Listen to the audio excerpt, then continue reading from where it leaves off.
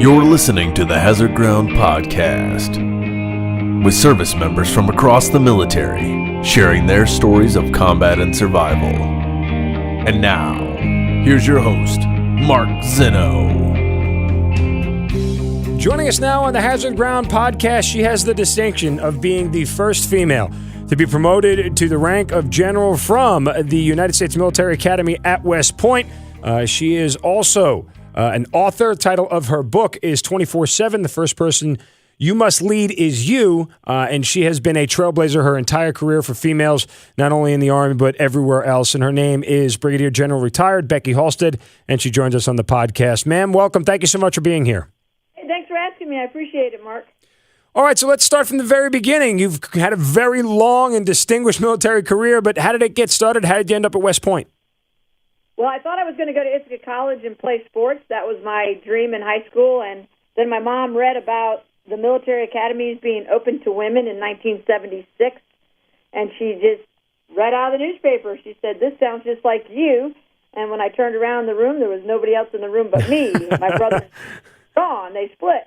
So I said, well, I don't know anything about that. You know, we don't come from a military family or anything else. So my mom's the one who, we call her the Renaissance mom, and she's a dental hygienist. My dad's an IBM engineer, and anyhow, so she's the one who kind of planted that seed, and so I did all the application and that whole process. And candidly, once I started the process and learned more about the academies, I was quite certain I would never be accepted, so I wasn't too worried about it.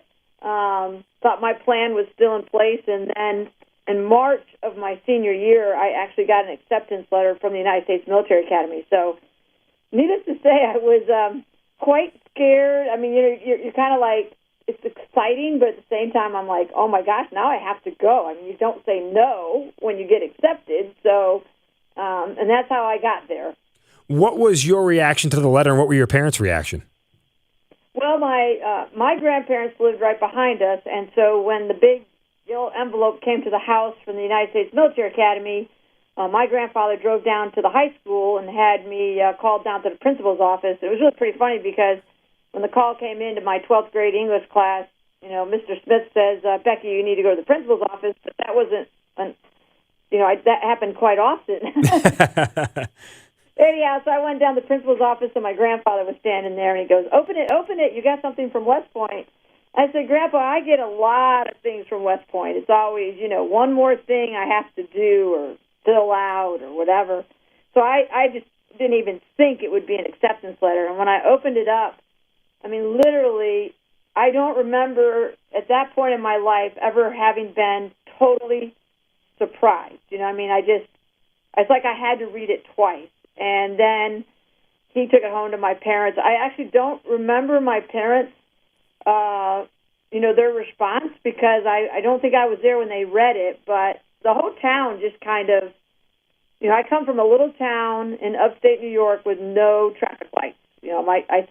My motto is, I'm just a country girl from a town with no traffic lights, which come to find out, it's kind of like the majority of our military, right? We're kind of from just out there doing our thing, and we joined the military. But so no one in my school had ever gone to West Point and graduated. So it was a pretty big deal. It wasn't even like it was a big deal because I was a girl. It was just a big deal all around. So that was pretty exciting. I mean, I always tell people the best day of my life was the day I left home, on a big high, and the worst day of my life was my first day at West Point. Really? So what made it your worst? I was just going to ask you, what were your expectations heading in? Why was it the worst day?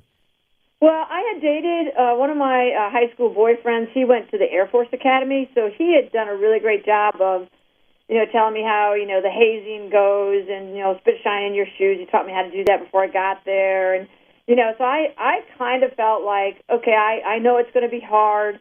I know every conversation is going to be one-sided, and I can do this. But you can't even comprehend what it's like until you get there. And it was just a matter of, you saw everything be taken away. No ability to call home. People can't visit you. It is all one-sided conversations. There's a lot of yelling and screaming. And I was physical. I was an athlete in high school, but it was beyond physical. I mean, I discovered muscles that I didn't even know existed, right? I mean, my toes, my fingers hurt. So it was very physical. And yeah, I'm 5'1.5", and so I got chosen. I got volunteered for everything, and some people will say, "Well, that's because you're a woman." I said, "Well, I'm sure that played into it, but it also was because I was 5'1.5", and so it was hard because all my friends, they're on summer vacation, they're going to regular colleges, they're drinking beer on Friday night, it's just like all your freedoms are taken away, and then what you do is you earn them back kind of one freedom at a time. Eventually you can actually walk across the base and talk to each other, and but you lose all your privileges for a year, and so it takes a lot of discipline at the end of the day is what it is, and so it was just harder than I expected. Well, let me ask you, because I'm not sure how much you've gone back to West Point since, but I was through ROTC, I got my commission, so I didn't have to deal with any of that, but is it still the same way now as far as those freedoms and liberties taken away? No, it is similar in that you still have all that taken away early on, but you get it back a lot faster. So we went the whole first year, pinging down hallways. You could only walk on one side of the hallway if you were a freshman, a plebe. You had 4 answers: yes, sir, no, excuse, sir, I don't understand. You ate square meals in a mess hall. You went to 3 meals a day. So we did all that for the entire first year, and only got to go home for 2 weeks at Christmas. That was our only break. And so that part has been ratcheted way back. I mean, they have a tough beast summer, and it's still, the first year is still the hardest. But most of the old grads would say, it's not as hard as when I went through, and it isn't. But it wasn't as hard in 1977 than it was, 20 years before me either. So I think you have to. The military schools have to adjust in order to keep kids who still wanting to come, right? Right. So, think about it. We didn't even have cell phones then. Sure, yeah. They didn't have cell phones their first year. I was shocked when I saw that, right? Because, we didn't even have cell phones, but our phone privileges were stand in a hallway at attention, wait for the telephone booth, and you got to call only on weekends, And that's if you made it actually into the booth. You might wait your entire time off and not make it even into the booth to make the phone call. So, yeah, so it's harder, but it's still hard, and it's all relative to how our society has advanced, right? So let me ask, when you look back on your 4 years at West Point, what stands out to you the most, and what was difficult about being a woman in West Point at that time? Well, what stands out for me the most is this whole concept of discipline, self-discipline, that, and that you can make it through, but you better lead yourself through it because, nobody's going to coddle you. And this whole idea that, I better recognize that I have strengths and I have weaknesses, and I need to work on my weaknesses, and I'll always have them, but I need to work on them, and I need to, just understand that as an individual. Now, early on, I tell everybody, no matter whether you're a male or a female, when you enter West Point, the upperclassmen are looking for your weaknesses, right? Because they're going to haze you on your weakness. Maybe you have buck teeth, or maybe you have, they're going to find something about you that they are going to just crush you with. Well, I tease a little bit that for the women, that was it. That was easy. They didn't have to look too hard. The upper class saw that the fact you were a woman as being the weakness, right? So, But they did that to everybody. So it's not like you were totally singled out. And I think the hardest part about being a woman at West Point is I think there's even a greater degree of loneliness because there aren't very many of you, and you have your roommate obviously is going to be a woman. But if you even want to have a conversation with your male classmate, you have to keep your door open to your cadet room because now you have a male and a female inside that room. Mm-hmm. Well, just as soon as you did that, any upperclassmen that went by went, oh, look at that, door open. Let me just walk in. What's going on here and there? And then the hazing just began. So a lot of the guys, they don't even want that, so they just stay away from your room, right? So it's hard to get that camaraderie and teamwork that is so important. But eventually you do over the 4 years, and I'm still very, very close to a lot of my male classmates, more of my male classmates than female classmates, candidly, because I end up spending my whole career in the military, and none of the other women in my cadet company, I was the only career person. But but it is hard for everybody, and I think that's probably pretty much understood, like boot camp, right? Right, and this is going to seem sort of like a loaded question, and I would actually love for somebody to do a study on this because, as I said, I got my commissioning through ROTC. There's 3 commissioning sources for those who aren't familiar. West Point is one, a military academy. ROTC, the Reserve Officer Training Corps, which you get with your college education. And then you can go to Officer Candidate School, which is for people who have already enlisted into the military and then become an officer. I'd be curious to know, of the 3 commissioning sources, I guess either demographics or demographically or whatever, how the success rate goes. And I guess my loaded question is, how do you feel over the course of your career as you've run into other officers and other people that you have trained, that West Point prepares you compared to the other commissioning sources? Well, I have absolutely no doubt that West Point prepared me. So I feel very confident in that. But I also had a lot of people who I served with who were my bosses or who worked for me that were from the other commissionings, and candidly, they were great. They were great men and women too. So I think the thing is that our commissioning is our foundation, right? I mean, that's just the beginning, just like any other college. It's a foundation, and there are a lot of kids out there who don't do well in college who end up doing really well, successful in the in the corporate sector or in the military. So. I laugh a little bit about that because academically I was what we call 2-0 and go, right? So academically I did what I needed to get through, but I was not a star student. Star is top 5%. But there are a lot of star students who do not end up being in the military for a career. So I think, there are studies out there, by the way. Oh, there are. You can find them where it'll give you an idea of attrition rate and all the rest of that. So, and I don't know statistically what that is. I was curious at one time, like statistically, how many of the general officers are West Point grads or brigade commanders or whatever. But I don't think statistically it probably tells us enough to say, well, we really don't need that source of commission. Right. No, and I wasn't even trying to allude to that. I was just curious because, look. Yeah, but I mean, it is a great question. It's one that, candidly, though, there are a lot of people who do like to allude to that, like Congress, right? Do we really need those schools? Sure.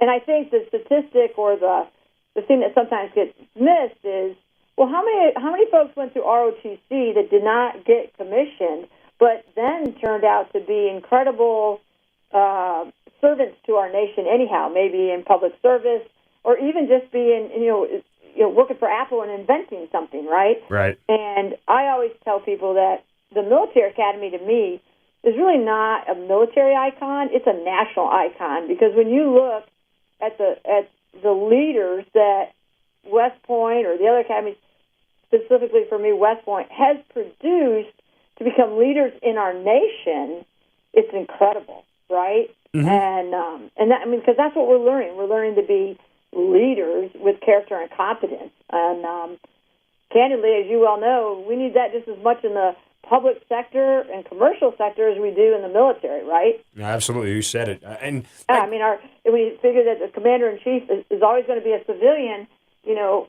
pretty darn important that this whole concept of leadership is taught and practiced and, so... Well, that's what I told people at election time. I said, vote for the person you think is the best leader because that quality is the one that will permeate through all branches of the government. But I bring back the point about West Point. I can remember vividly the people I've served with, from the rank of lieutenant up, that tell me they go to West Point, and I look at them and go, how did you ever get in that place? Like, you do not act or look like somebody who ever got into West Point. And then there are other ones who are just shining stars. They fit the model, they fit the mold, so you get a wide variety, and that's kind of where my thought process was. You do, and I mean, I again certainly ran into that even at the academy, right? So maybe, academically, I probably just squeaked in. But, I was also a Jane of all trades, right? I was pretty active in my community. I was an athlete, real involved in my church. And so I was very well-rounded. And what I sometimes have wondered is, have we done the study of really looking at not just the statistics, but for those who don't continue in, maybe even stay at West Point, or those who stay at West Point, do their 5 years, but then get out, have we looked at really maybe the whole selection process? Because this is something that I tried to change my thinking on when it came to explosive ordnance, EOD school, because I think it takes a very unique person to want to go to EOD school and put on that suit and dismantle bombs. And we had a very high attrition rate out of EOD school.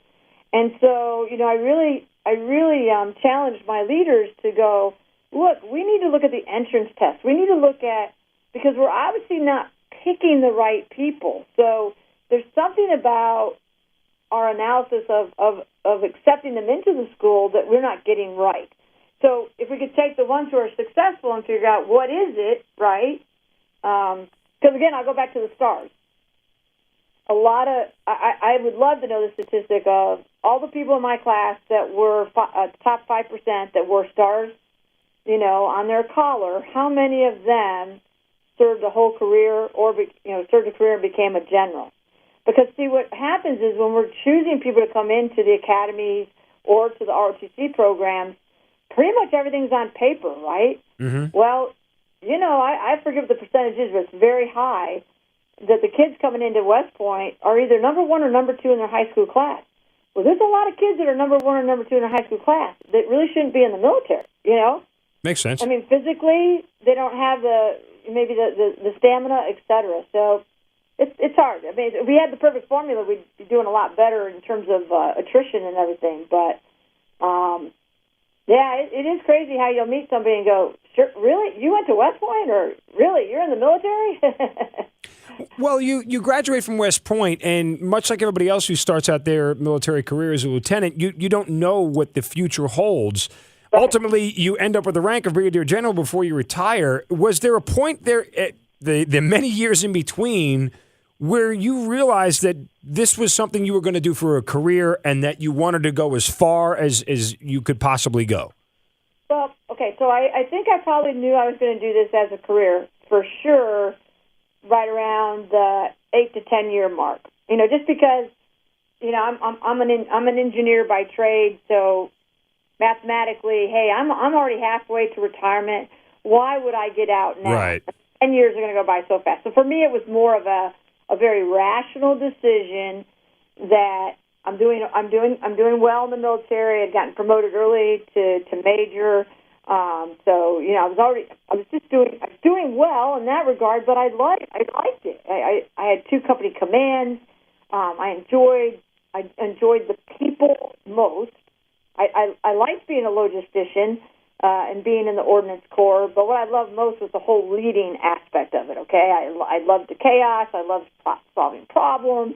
I loved seeing kids come in that, that was the last resort for them, and they come in the military, and it changes their life, and they become, really credible young men and women that see their own potential. I love that, right? So I knew I would stay for a career easily between 8 and 10 years. Candidly and with full transparency, so many people would say to me, oh, man, you're going to be a general, or they'd write that on my OER or whatever. I'm like, and I would just think inside, inside words, well, I just want to enjoy being a major right now. Like, don't put that pressure on me, right? Or I just want to enjoy being a lieutenant colonel right now. And, like, you're getting ready to go into battalion command. I mean, when I was going into battalion command in Hawaii, I was so excited about going into battalion command. But people were already talking about me being a brigade commander and a general, and I'm like, hey, let me just do what I need to do now, prove myself now, enjoy what I'm doing now. So more people talked about that than I did. And candidly, when I became a colonel and I took my brigade command at 10th Mountain in upstate New York, that's probably, as I got to the end of my 2 years of brigade command and I'd been to Afghanistan, then I realized, okay, I probably stand a good chance of making general officer, because I'd had some early promotions and I'd been through all these commands. So do I want to stay and see what that all means and see if it comes about, or do I just want to go ahead and retire? So I didn't have the same sense of, I'm not leaving until I'm a general, or I'm going to be a general someday. I didn't even allow myself to really think that till I was already halfway through my brigade command. And then it was more of not so much about being excited about it, was, do I want that responsibility? Because I think you better want the if you want the ceremony, you better want the responsibility. Well, I think that's very lucid, because the general thought process, I would think, by most people is that everybody in the military is a go-getter. Like, everybody wants to, the concept of rank and achieving it lends itself to saying, I just got to keep going as far and as fast as I can up the ladder until I get where I can. And I think it's very just refreshing and illuminating to hear that thought process came into your mind, because I don't think a lot of people think about that. They just take what's next and what's given to them and don't say, am I really ready for this responsibility? Yeah, no, I'm a big believer in self-development. What I try to express to people is, people focus on oh my gosh, well, you're a lieutenant colonel and you got promoted below the zone and blah blah blah. They're focused on all the glory of these things, and I would be telling them, okay, I got that, but I'm focused on now. I'm 3 years younger than all my peers, or I'm 5 years younger than all my peers. What that means is I have that much less experience, but I'm about to go in and take command, of the same level of responsibility as they're my peers by rank, but they're not my peers by numbers of years of experience. And so to me that meant there's a lot of work I need to do to make sure I am ready. And why? Because the folks that we lead deserve the best of us, right? And so I never wanted ever for, my soldiers to go, well, they promoted her early, but she wasn't ready. I just would have been mortified of that. So I spent a lot of time throughout my almost 3 decades in the Army always preparing myself. If you look at it, like, I have every steno pad since I was a lieutenant, all my leader notebooks. And wow. What I would do in the back of my notebook, and I have a Harvard business case study that I shared this with, was kind of fun. And in the back, I would say, okay, so when I'm an 03, which is a captain, right? When I'm a captain, in the back, I have my 04 notes. If I ever get to be a lieutenant colonel, right? Major. Sorry about that. Get my numbers mixed up here. I'm really confusing your audience. But in the back of my notebook, I always put, if I get the next level of rank, here are things I want to do or I don't want to do. Because I would watch. As a captain, I'd watch all the majors. And I would go, wow, I like the way he or she does this. Or that was smart. And I didn't want to lose it, so I put it in my notes. Or I'd say, whoa, if I ever grow up to be a major, I do not want to be like that. So when I was a major, I looked at lieutenant colonels. I was a lieutenant colonels, I looked at colonels. And so I have all these notes, and I was preparing myself all along the way if it happens. But I don't think I really ever had that attitude so much as when it happens, right? Like, because anything can go wrong. You can get ill. Anything can go wrong. Sure. And it really struck me once when I was counseling a gentleman who worked for me. And I was, I brought him in, and, his OER, his rating, his official rating, I would say was good. It wasn't bad, wasn't great, it was just good. And he says to me, ma'am, is this rating going to keep me from being promoted? And I said, well, no, this specific rating isn't going to keep you from being promoted. But if all of your ratings by everybody you work for look similar, then you're not going to get promoted because, you haven't peaked ever. And so, you had to be fair to explain to him what that meant. And he said to me, I have to get promoted, or I won't be the man that I should be. And I said, oh, don't ever, what's the word I want? Judge yourself based on a rank. Don't make that assessment, because, there's a whole lot of people who are way more than you and I will ever be that have lesser rank. Don't make that be the judgment call. Does that make sense? Am I? Mm-hmm. No, I'm with you. Yeah. So anyhow, I digress. Well, I want to go back to a moment to your time in Afghanistan, and when you were there. I assume this is obviously all post 9/11. And yes. what was it like going there? What rank were you, first of all, when you got there? Okay, so I was at Fort Drum. I was a colonel. I was a brigade commander, and 10th Mountain, as you know, went into Afghanistan in the spring of 2002. So 9/11, 2001. So we left. We had a battalion. We had an infantry battalion that was called forward right away as part of the Ready Brigade, and that battalion went up into Uzbekistan with the Special Forces, and then down into Afghanistan. And then the call came for the division to go, the division headquarters and another brigade, and I was the support commander, the discount commander. So in December of 2001, I went up to Uzbekistan with the ADCS, so I was a colonel, and I went up there with the general and a major. We kind of were the recon, if you will, the advanced party, for anticipating the 10th Mountain would get its orders. But then I went back to Fort Drum because we weren't going to be deploying my brigade, because they already had logistics over there from the 82nd down 1st COSCOM at Fort Bragg. So I went back to Fort Drum, but then when my commanding general got over there to Bagram in the spring offensive of 2002, Operation Anaconda, yes. You probably know that. He called me and said, I want you to come forward. I want you to help me establish logistics over here.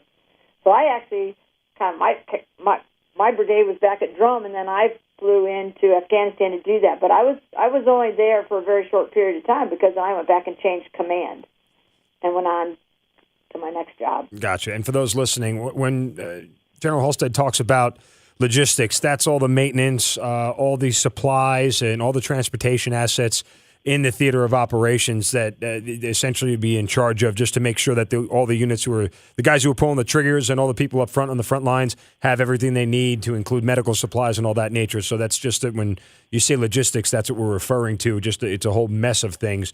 So you didn't stay in Afghanistan long, but you did deploy to Iraq in support of our Operation Iraqi Freedom in 2004 and 2005. I have my dates correct, right? 2005 and 2006. Okay, so we were there at the same time. Wow, that's weird. I was there from 2005 to 2006 as well. You were in charge of 3rd Corps, the 3rd Corps Support Command. I want to ask you, because so much of what we focus here on the podcast has to do with a lot of things that go on the ground level. When you work for Corps Support Command, you kind of have a 30,000-foot view of things. And we talk a lot with other guests about, whether we felt like we were winning or losing things on the ground level and everything else. What was your view like from a Corps level, and how much did you feel like we were accomplishing while you were there? Well, so I appreciate the thought that, that I'm kind of at the strategic level, because I am. It's a strategic command, because, it's a commanding general of the 3rd Corps Support Command. But within that command are over 200-plus size companies that are doing tactical operations 24/7, right? Mm-hmm. So even though my position is a very strategic position, the work of the 20,000 people in my command operating out of 55 different bases across Iraq is very tactical. I mean, right. They're running convoys. We put 3,000 trucks a night out on the road. So sometimes I think people don't realize that, it's not like I was a staff officer sitting in Baghdad. I was an operator, a commanding general with kids that are out there doing tactical operations every single day, getting attacked, every single day. So the whole concept of are we winning or losing is, that's a tough one, because we lost a lot of soldiers over there, and I always tell everybody, the real heroes are not the generals at the top. The real heroes are our men and women that are out there kicking down doors and running gun trucks and delivering supplies and doing all the rest of that on IED laden roads. So, when you attend, a memorial service just about every single week for a year, emotionally you go, oh my gosh, we're losing, right? I mean, emotionally, right? Because now your heart and mind are right down there at that tactical level. And I attended every memorial service, no matter where it was in Iraq. I was in Iraq. One of my folks, or a team that we were co-located with, that's what I did, because that was so important. And those days, those moments, you feel like you're losing. But at the strategic level, when you're sitting at the table with division commanders from the Iraqi side or brigade commanders from the Iraqi side, and I had 3 motorized regiments from the Iraqi army under our command, when you sit and over a period of a year and you see the ways that they improve and advance and whatever, then you have those moments where you go, okay, we're making a difference, or we're making progress. If I when I sat at the table and talked to the gentleman who ran, the radio and the newspaper for the Sunni Triangle, and he's on cloud 9 because now every other day he can write. One day he's writing for the Sunnis, and the next day he's writing for the Shiites, and someday he's going to be able to write about the Sunni and the Shiites in the same paper. When you experience that sort of emotion then at the strategic level, you go, okay, we're making progress, right? So I don't have an overall feeling of, we were winning the whole time or we were losing the whole time. But I did have an overall feeling that that's what we were asked to do, to go there and serve, and that's what we did, and we left it better than what we found it within our own units. And that's the way I've always felt. Well, and that's so difficult because I stay in touch with family members who lost, a son or a daughter, and they doubt it sometimes, right? Was the cost of their child, was it worth it? Was it? And that's difficult, very difficult.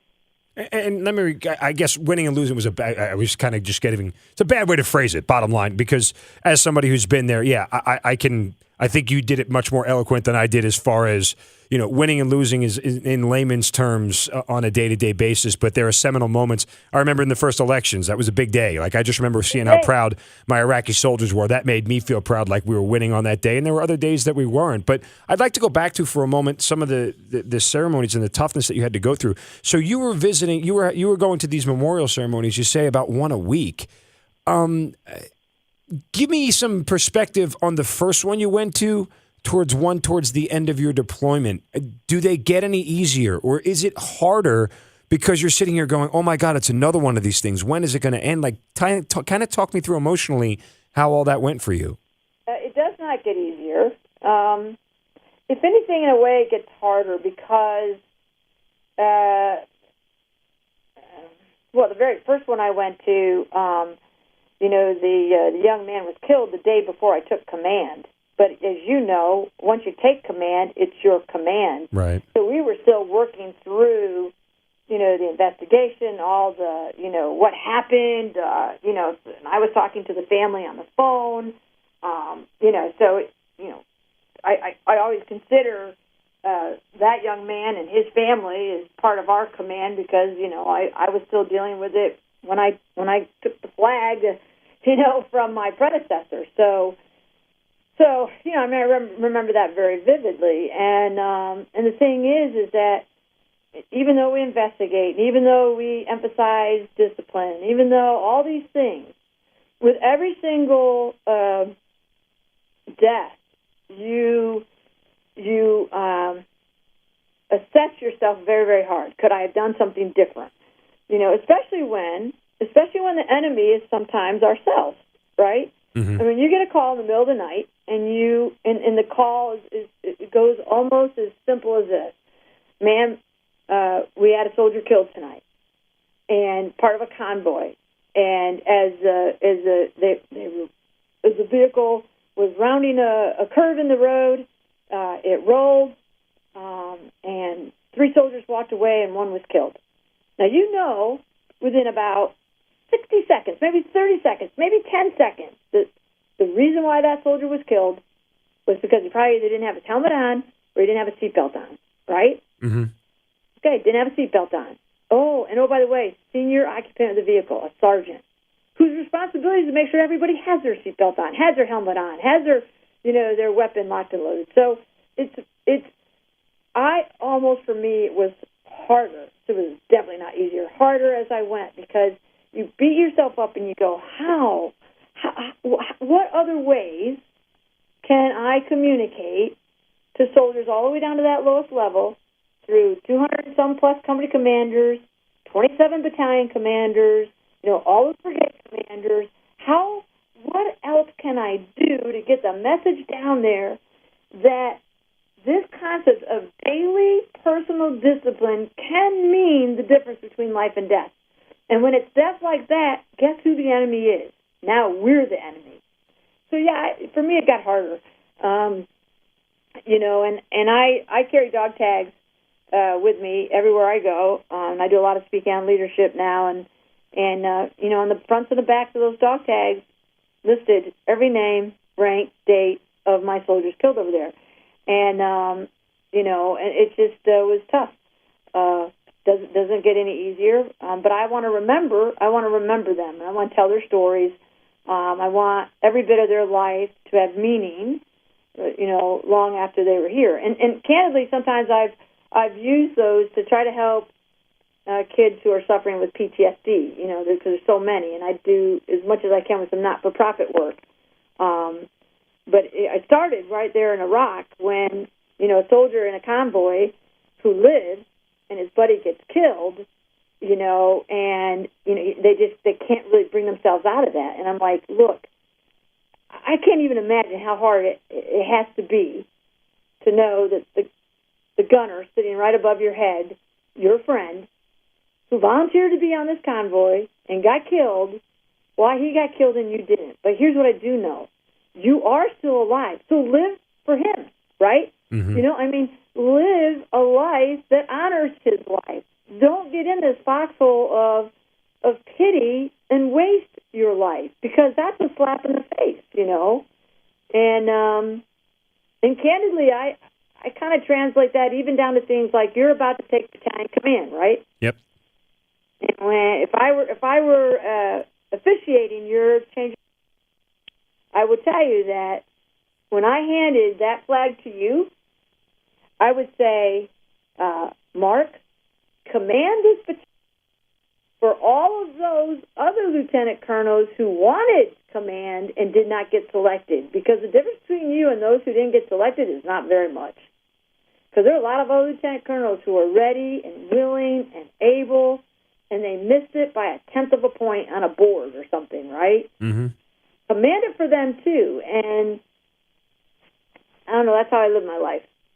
That's powerful words. Certainly, I will take them all to heart personally and use them going forward.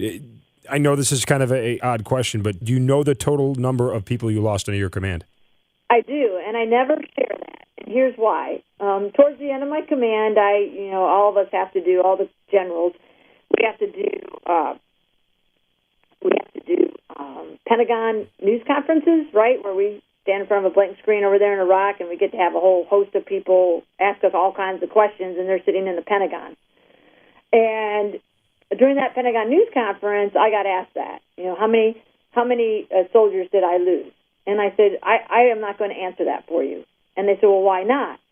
And I said, well, because if I give you a number, and you know that I have 20,000 soldiers in my command, you're going to do the math and say, well, my goodness, that's great, because it's going to be in the 90 percentile, right? Mm-hmm. And you say, well, that's great. And I'm going to say, it's not great if one soldier belonged to you, your loss was 100%. And so, to me, with every single loss, the way I framed it was some family just had 100% loss.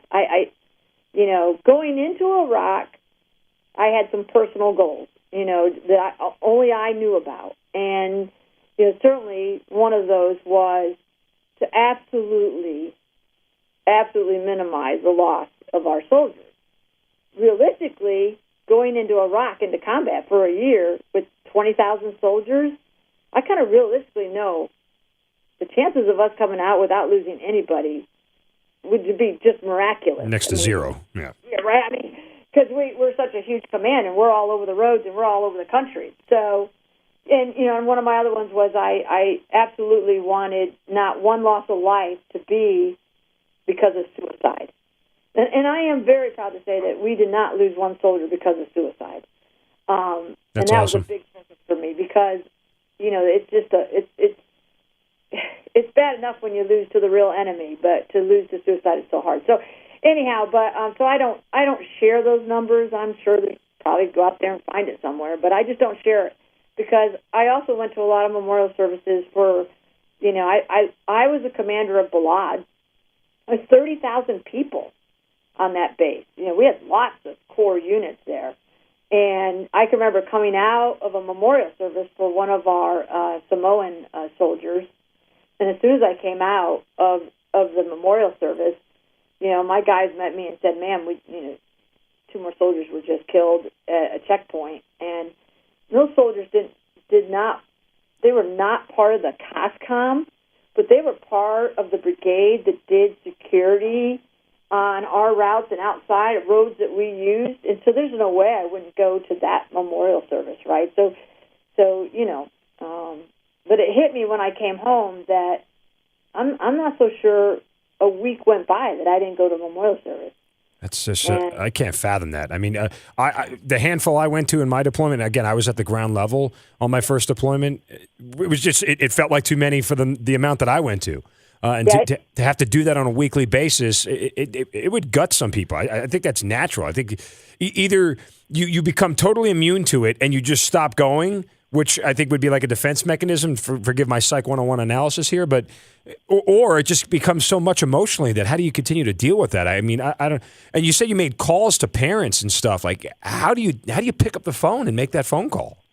You just have to. I mean, I don't know what to tell you. I mean, and that part doesn't get any easier. So, with my unit, I let the family decide. If it's harder for you that I stay in touch, then please just tell me because I won't stay in touch. And there are many that just really don't want you to stay in touch. They just want to get on with their lives, right? But there's a handful that do want me to do that.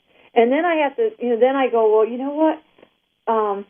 Like there's 2 families that I send flowers to every year. Well, then it struck me that maybe they wouldn't like maybe that's actually hard for them.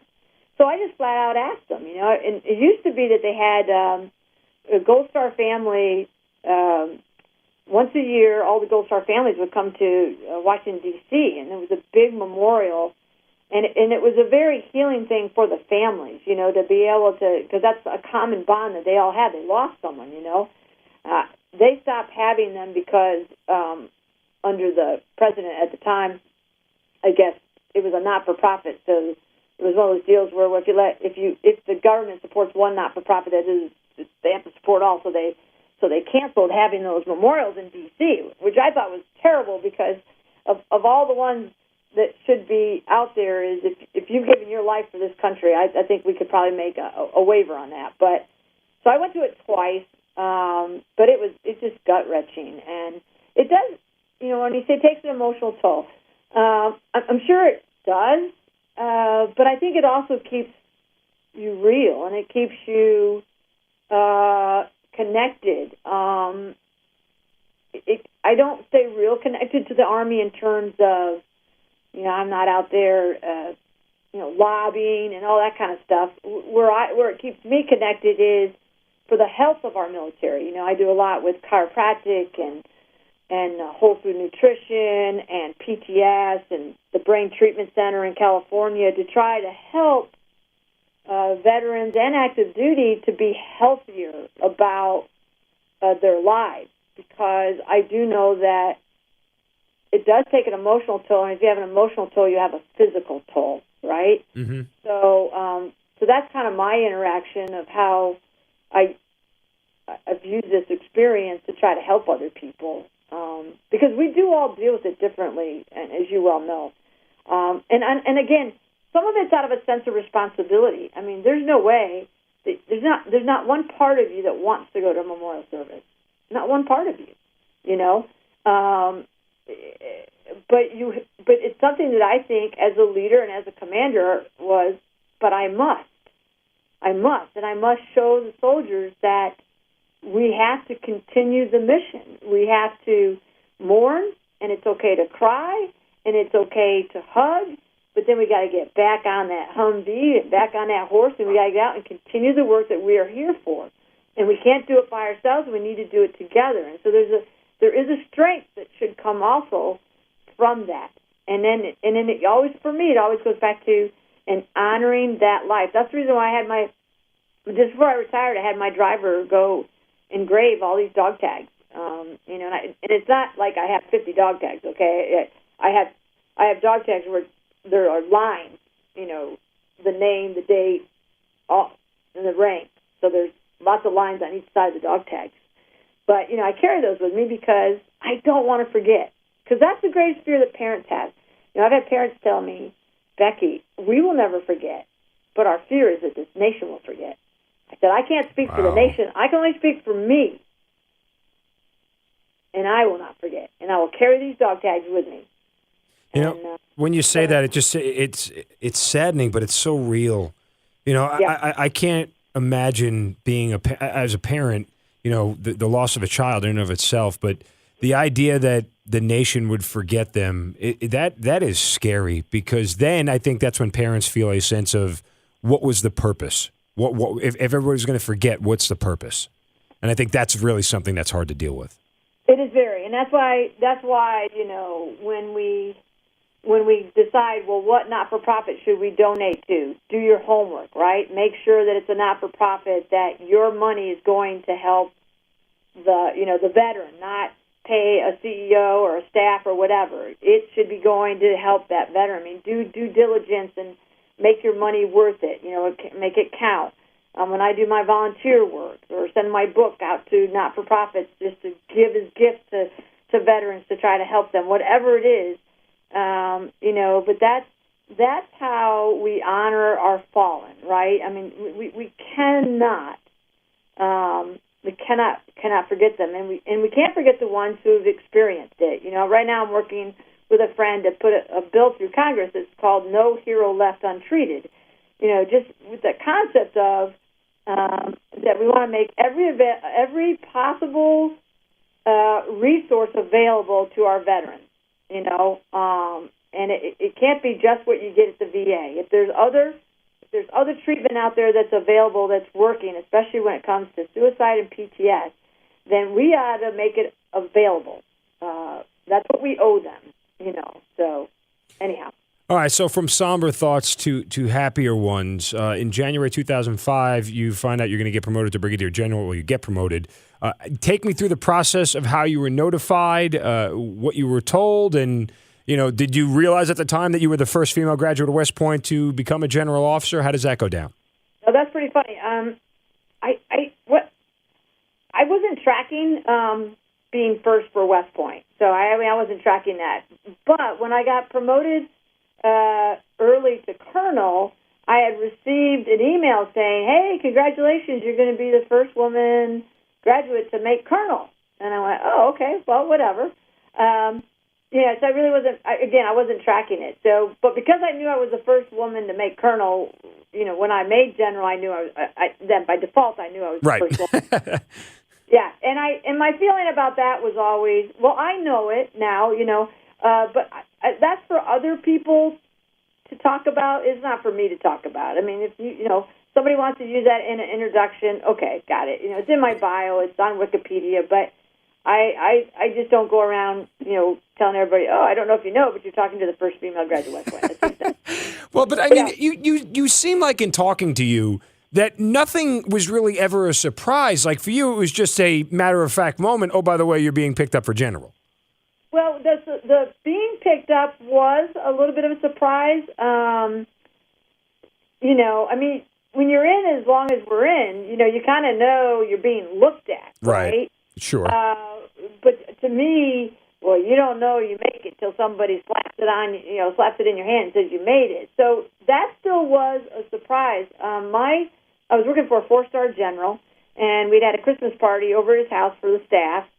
And the party was over, and he says, I was his XO, and then he had the aide were there. We were working the party, right?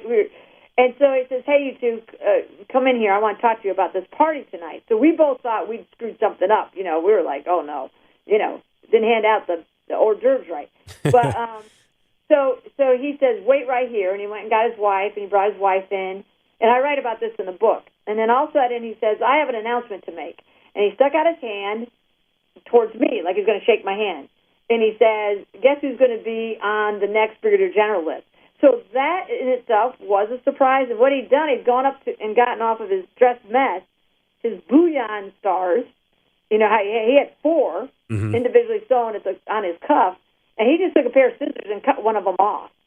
And so it still had the threads on it and everything. It was really cool. So I said, well, can I tell my parents? He said, well, you can only tell your parents, but you can't tell anybody else because, the list isn't officially released, but he'd been given notice. And so I said, oh, okay. So then when I went home for Christmas, I had that 1 star in a little box, and I said, oh, Mom, I forgot I got something I want to give you. And she opened up the box. She was totally shocked and surprised. And, but so, I was surprised. But, the Army moves slowly. I think I found out in December, and then they didn't even release the list for a year. Wow. And, so I was, I think 18 months after he told me is when I actually got promoted for pay. Yeah. I got to remember to tell you how that went because I was frocked going into COSCOM. So I guess it was 2 years. 2 years after he told me, I actually started getting paid, but I was already in my second general officer job. So makes sense. All right, so you end up retiring 3 years later. How did you know that it was time to go, or did the Army tell you it's time to go? Because sometimes you don't always get a choice. So 3 years later by pay, 5 years later by job. But I'd gotten ill with chronic fibromyalgia, which is a musculoskeletal disease. Mm-hmm. So coming out of Iraq, and then I went to be the chief of ordnance.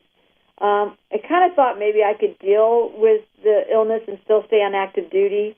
It was very difficult in combat, but I thought, well, when I come back to the States and I take command at Aberdeen, maybe things will settle down. We are at least in a peaceful environment, TRADOC and everything, but it really got too much for me. I just knew that I had to put my retirement in and kind of wrap my arms around this disease called fibromyalgia because I was only 49 years old and, very young.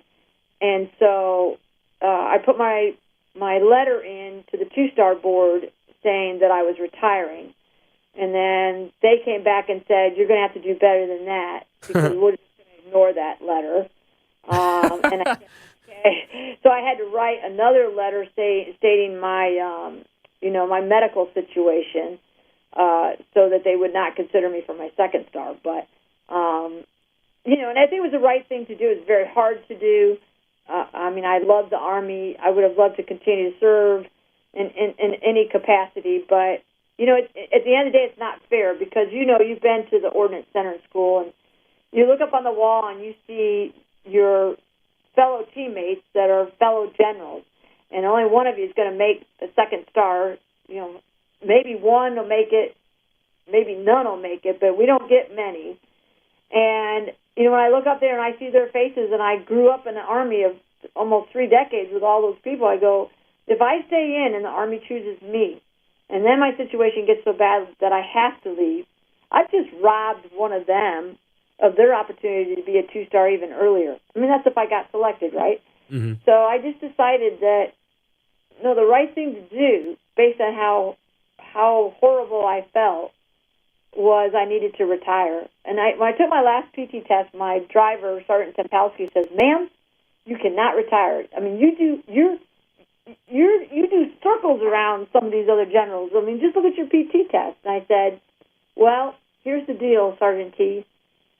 I know what I am capable of and what my potential is. And right now, I am not meeting that. So even though you might look at it that it's better than somebody else, it isn't as good as I can be. And you deserve the best of me as your leader. So I have to figure this out. My grandmother lived to be 100, and I want to make 101. And so that's what I did.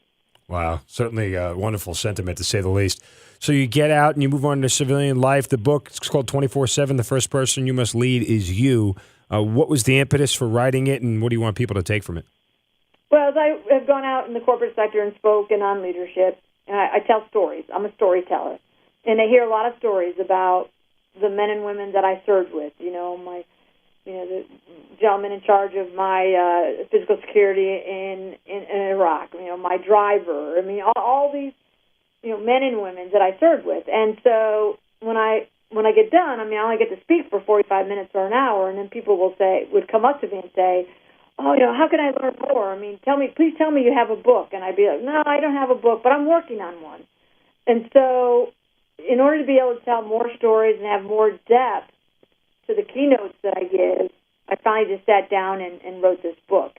And that's what it is. It's, 30 stories, and with a lot of, I think, very relevant to what people deal with every day in the civilian world. And so I just took those stories and made it translatable to others. And it's gotten great feedback. I've been really happy about it. I self-published because I didn't want to go through all that.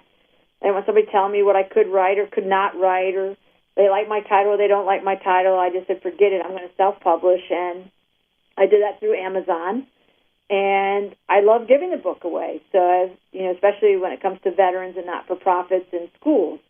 But the corporate sector has done a great job of, they buy the book when I speak, and it's just been a lot of fun to see that people realize that they're a work in progress. I tell people I wrote the book to ignite people to action, that they assess their own life, their own strengths and weaknesses, and what could they do differently to be a better person, a better leader of their own life. Because if they can be a little bit better, the rest of us benefit, right? Your family benefits, your community benefits, your workplace benefits, and that was my whole goal. And so that was a lot of fun. And I get to tell stories about my soldiers.